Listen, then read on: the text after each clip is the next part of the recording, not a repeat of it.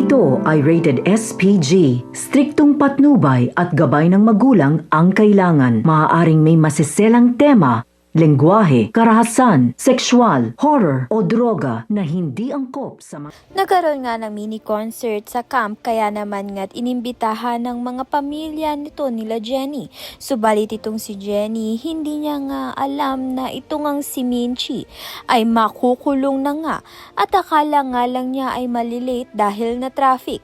Subalit ito ngang si Basha ay pumunta na nga sa camp.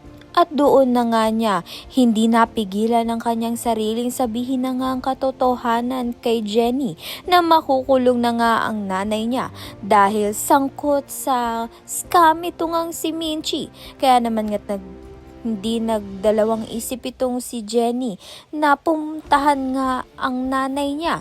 Subalit ang kapalit naman nga ito ay mai-eliminate na nga siya sa camp at mawawalan na nga siya ng pag-asang sumikat pa.